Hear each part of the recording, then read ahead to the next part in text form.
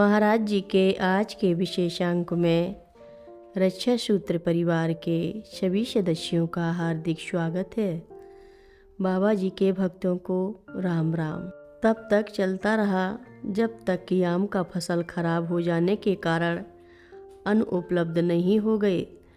बाबा जी को जब कोई उन्हें आम देता तो 1 या 2 आम ले लिया करते थे, किंतु जब से भंडारा बंद हुआ उन्होंने भी आम खाना बंद कर दिया।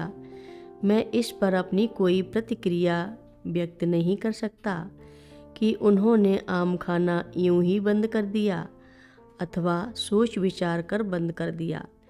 एक दिन इंद्र मनपसंद आमों का पूरा झोला बाबा जी के लिए ले आया और मुझसे कहा कि मैं इन आमों को बाबा जी को खिलाऊंगा। जब मैंने कहा कि बाबा जी आम नहीं खाते हैं, तब उसने फिर कुछ नहीं कहा। आमों को दीदी के पास उनके कमरे में रख दिया। कुछ दिन बीत जाने पर उन्होंने मुझसे कहा कि आमों को बाबा जी को दे दिया जाए अथवा बांट दिया जाए। वे सोचते थे कि पहले बाबा जी को खिला दूं। रात को जब वे अपने कमरे में भोजन कर रहे थे, सिद्धि दीदी बगल में खड़ी थी। मैं आमों से भरा झोला लिए उनके कमरे में गया और एक आम उन्हें दिया। उन्होंने मेरी ओर देखकर कहा, दादा मैं अब आम नहीं खाता हूँ। मेरा उत्तर था, मत खाइए, मैं कोई दबाव नहीं डाल रहा हूँ। फिर जैसी मेरी भावना को ठेस ना पहुँचे इसलिए कहा, पहले मैं एक बार में 200 आम खा लेता था। मैं बाग में जाया करता था, बागबान मुझे खिलाया करता था। मैंने कहा कि आप जब 2 आम भी नहीं खा सकते हो तो मुझे कैसे विश्वास हो कि आप 200 आम खाया करते थे। फिर अपनी असहायता सी प्रकट करते हुए बोले, यदि तुम मेरी बात पर विश्वास नहीं करते हो तो मैं क्या करूं? एक बार गर्मियों में मैं कैंची में था। बाबा जी 2 रोज पहले ही बाहर चले गए थे और 1 या 2 दिन में वापस आने वाले भी थे। H.K. टंडन जो उच्च पदस्थ अधिकारी और मेरे मित्र थे, बाबा जी से मिलने आए।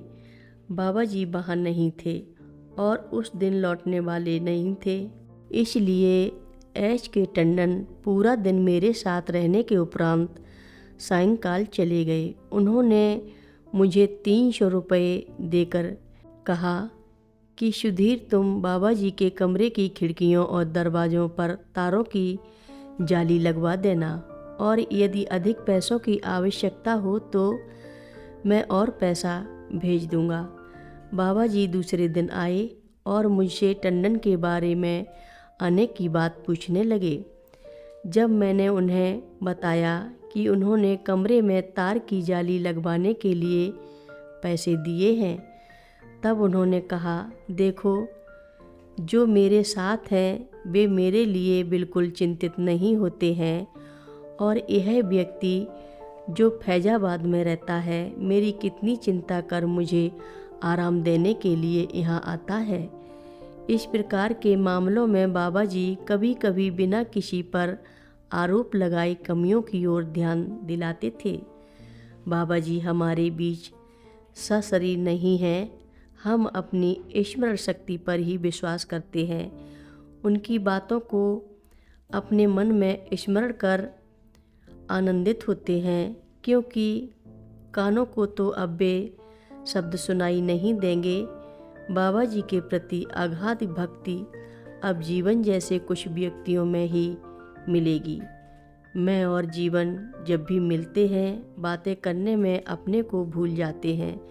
मुझे ऐसा लगता है कि जैसे बाबा जी यहीं कहीं पास में हैं और हमारी पुरानी घटनाओं को फिर से ताज़ा बनाकर आनंदित करने वाली बातें सुन रहे हैं।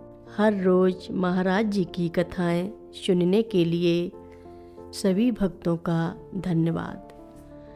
सभी भक्त रक्षा सूत्र चैनल को सब्सक्राइब करें, शेयर करें और लाइक करें।